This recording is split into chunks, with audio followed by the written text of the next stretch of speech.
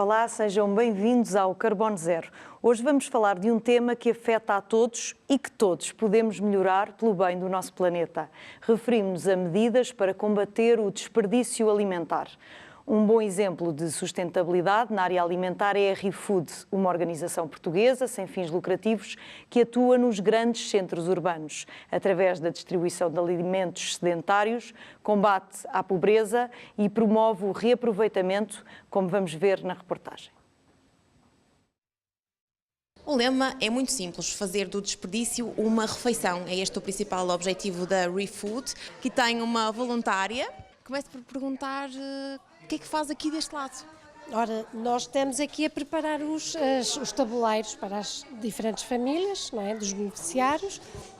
Temos um quadro pelo qual nos orientamos.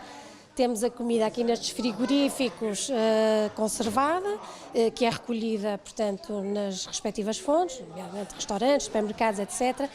E, portanto, vamos dividindo, no quadro lemos quantas pessoas é que têm o agregado e fazemos, portanto, distribuímos respectivamente sopa, um prato de carne ou peixe, a fruta e às vezes uns miminhos também, os doces também, temos sempre imensas gentis pastelarias que nos dão imensos doces e pronto, e mais umas sanduíches, é conforme. Vai ser peixe da Aqui e arroz. Há pouco estava a ouvir aqui falar de códigos, como é que vocês se entendem? Portanto, cada fonte está codificada, devidamente codificada, temos alguém a fazer-nos a rastreabilidade, que é, portanto, registra as fontes, de onde provém as comidas, não é? Porque pode acontecer algum azar, haver uma comida que está menos boa ou qualquer coisa, e assim sabemos sempre qual foi a fonte que nos deu a comida aqui para os beneficiários. Há quanto tempo é que é aqui voluntária na ReFood? Estou desde o início, estou desde novembro de 2015, que foi quando isto abriu, este centro. Portanto, há 3 anos.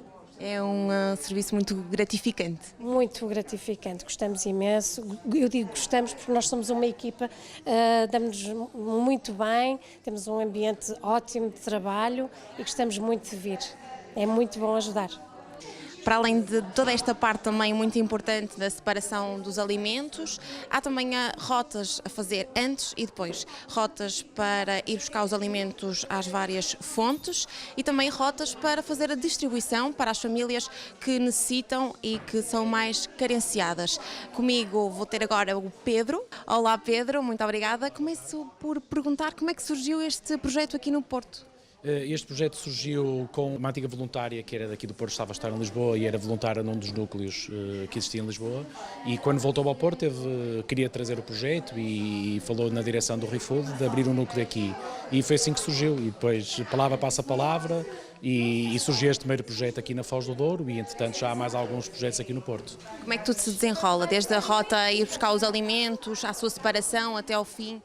Isto é um projeto que trabalha muito, alguns núcleos não trabalham 7 dias por semana, aqui na Foz do Douro trabalhamos 7 dias por semana, trabalhamos das 6 à meia-noite, temos equipas que estão no terreno a fazer a recolha em restaurantes com uma rota definida e que isto é tudo protocolado, e temos uma outra equipa que está aqui no centro de operações a fazer o tratamento, a distribuição, a entrega aos beneficiários, e isto no fundo é um ciclo contínuo, recolhemos hoje, acondicionamos, entregamos amanhã e amanhã voltamos a fazer o mesmo ciclo e andamos assim 365 dias por ano.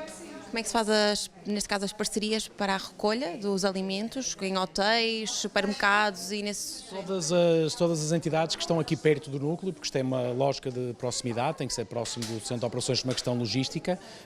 Contactamos as entidades a oferecer, a perguntar se querem colaborar com o projeto e pontualmente temos algumas entidades que se oferecem e que nos contactam para colaborarem e entregarem os seus excedentes. A nível de famílias, como é que é feita esta seleção para os beneficiários neste caso? Há uma entrevista de entrada no projeto para conhecermos as pessoas, para explicarmos o funcionamento, algumas regras de funcionamento do projeto. Tanto temos pessoas que nos vêm contactar diretamente, como temos pessoas que vêm encaminhadas por junta de freguesias, pelas assistentes sociais ou por outras instituições que trabalham aqui nesta zona. E por isso eu diria que as pessoas, quando necessitam e conhecem o projeto, de alguma forma acabam por vir cá ter diretamente ou por algum parceiro. Neste momento, quantos voluntários é que temos aqui agregados a este projeto?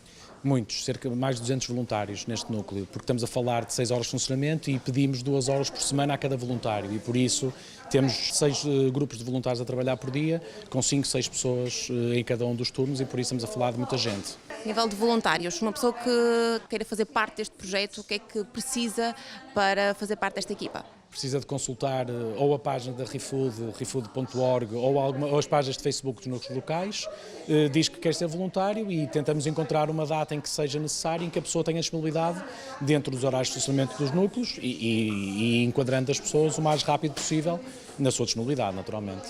O que é que acha que falta neste setor de ajuda?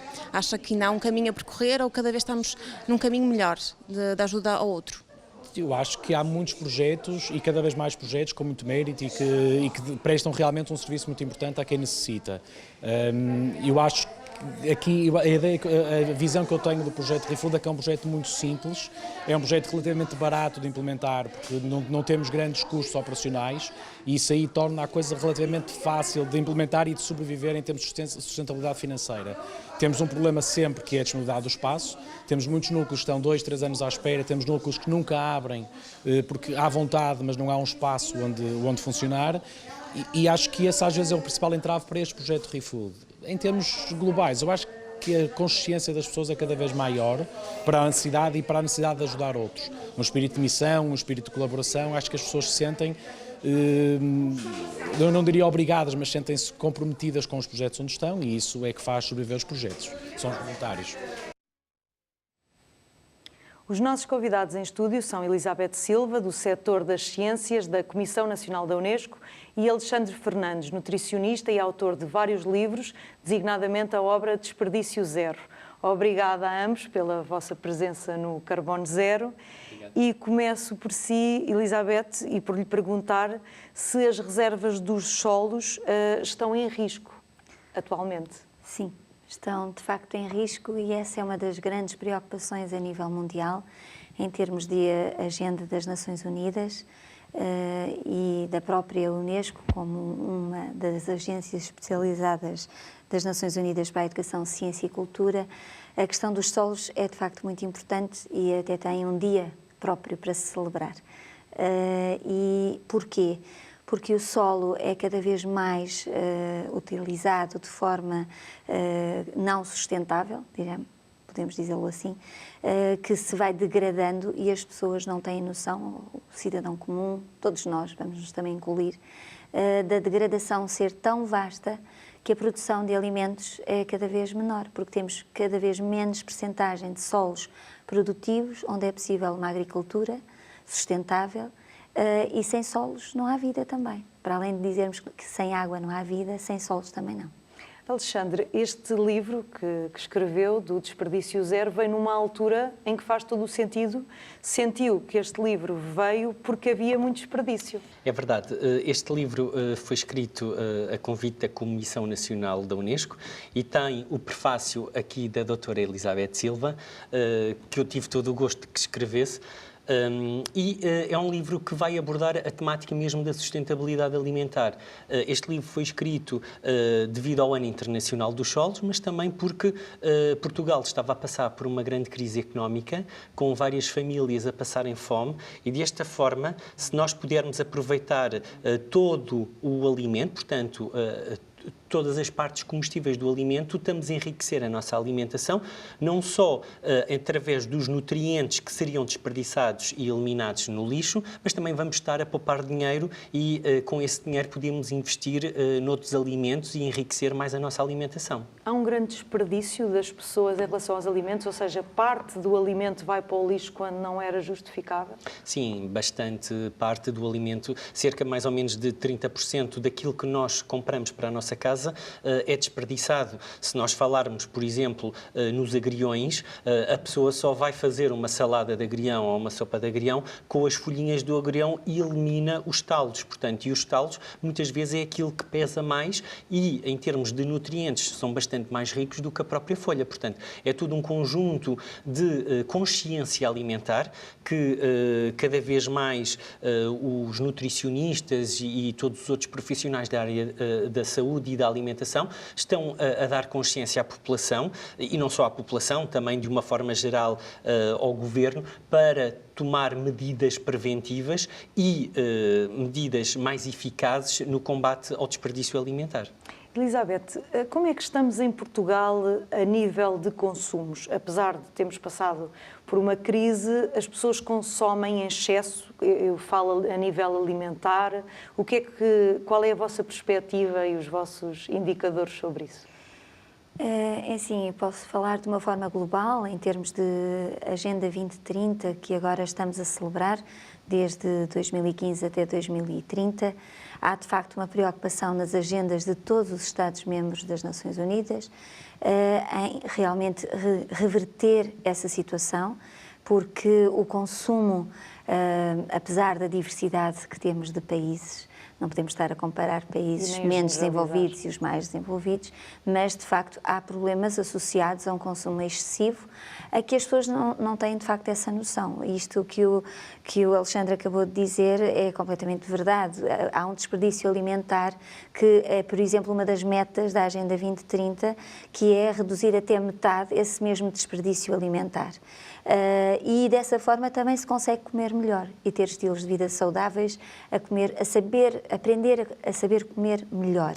Há ainda muitos constrangimentos e até às vezes alguns preconceitos em comer o talo ou a casca, e isso tem vindo a ser trabalhado também por via dos nutricionistas e pela informação que vai sendo veiculada e pelos próprios médicos, mas a realidade é que outras culturas já o fazem e sempre o fizeram. E nós também o fazíamos. Acabou por se criar aqui uma cultura de consumismo em que antes aproveitava-se para toda a cadeia alimentar, até os produtos, não é? Esta lógica da ReFood é um pouco como as pessoas tinham casas com quintais e com galinhas e com muito mais saúde. E com muito mais saúde. E havia aqui uma cadeia alimentar que era respeitada. E essa cadeia alimentar, de facto, não está a ser respeitada e exatamente por não o ser, nós agora sentimos as consequências de algo que perdemos ao longo dos tempos. E a Unesco, por exemplo, quando apela, e é também considerado património mundial, a dieta mediterrânea vai muito buscar isso. Portanto, estes hábitos alimentares, ter a sopa, os legumes, a utilização do azeite, portanto, toda essa dieta... O consumo das leguminosas? Das leguminosas, que até, inclusive, tivemos um ano dedicado exclusivamente ao ano das leguminosas.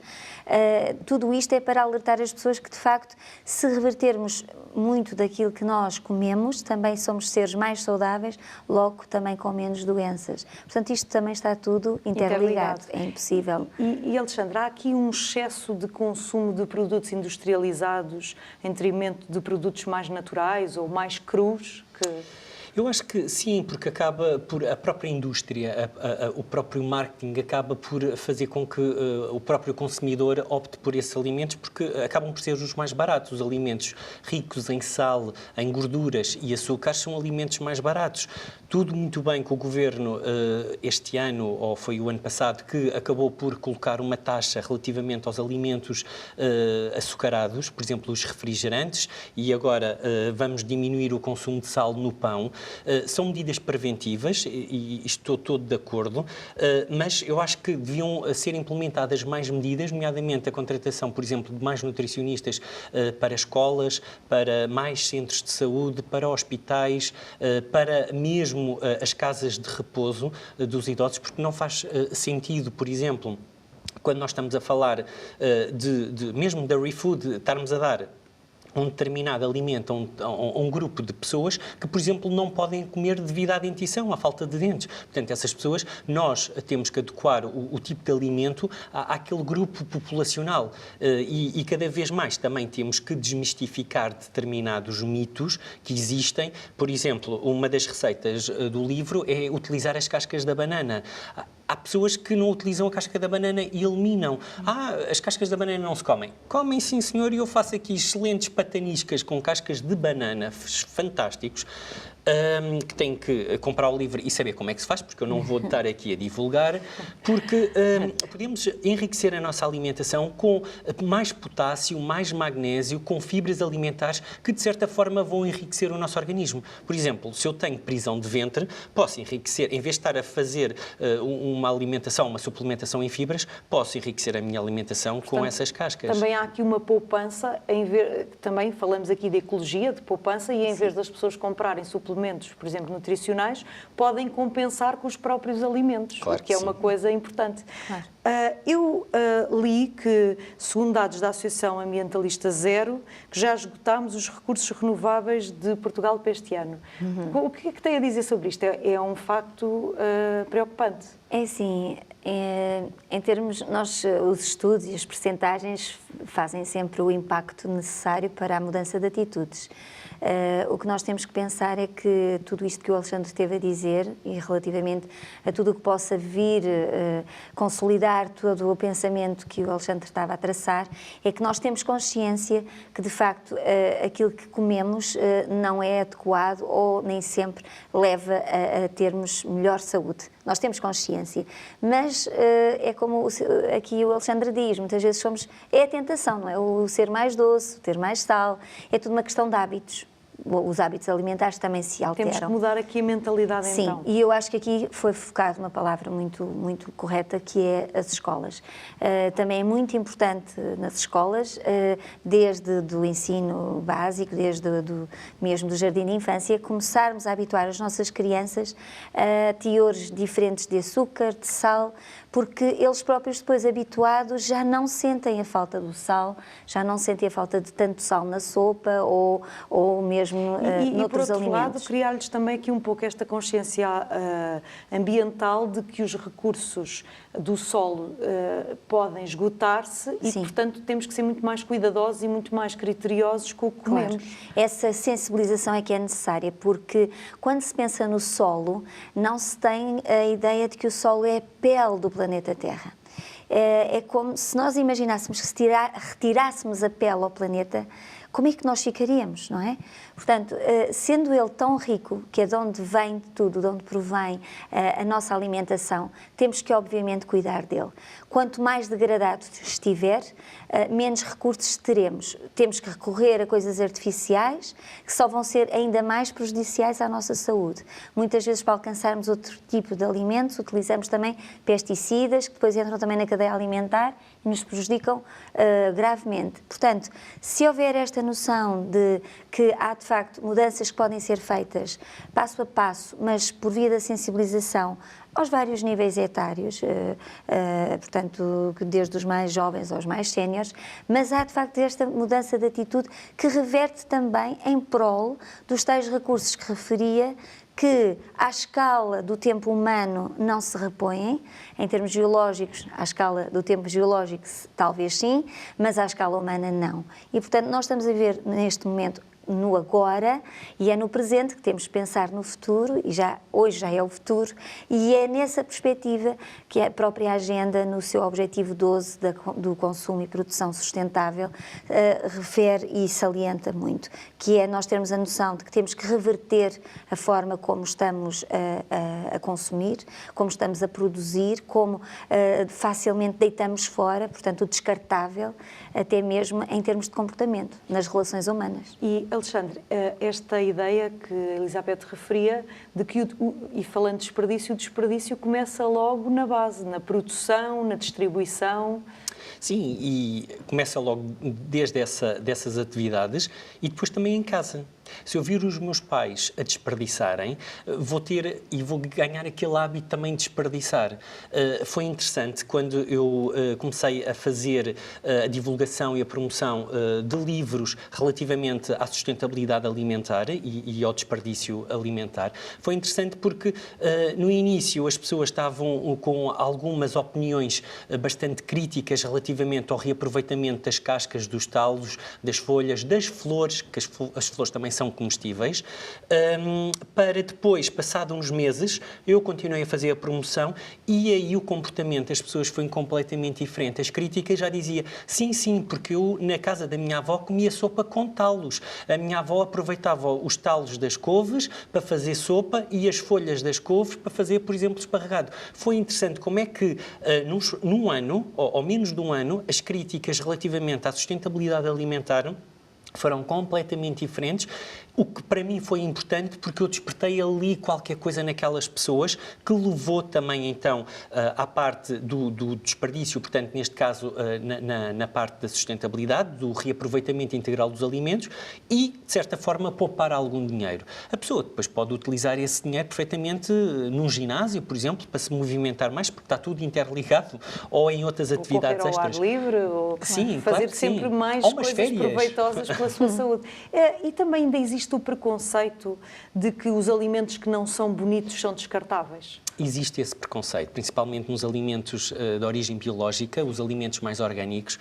É interessante a Susana ter falado isso, porque eu sempre que saio para Portugal, saio de Portugal e vou para a Espanha, Reino Unido, aquilo é eu estou num mundo completamente diferente em que os mercados biológicos e os alimentos orgânicos são um mundo e aí não há distinção de nada. Até os veganos e a camada mais vegetariana já acabam por fazer o reaproveitamento integral e nós acabamos por ali apanhar aquelas situações e começamos a trazer para Portugal também. Portanto, aqui em Portugal ainda existe essa situação de a cenoura é pequenina, não vou levar porque é pior e deve saber menos bem. Portanto, e aproveitar aquelas cenouras que já estão todas embaladas, vêm-se. E às vezes compra-se até mais do que o que se precisa. Comprar embalado acaba por se comprar mais do que precisa. Sim. Elizabeth, medidas para combater estes desperdícios. Quais são as vossas grandes bandeiras nesse sentido? Nós, para mudarmos, temos sempre de dar o exemplo. E para isso, muitas vezes funciona dar exemplos de boas práticas.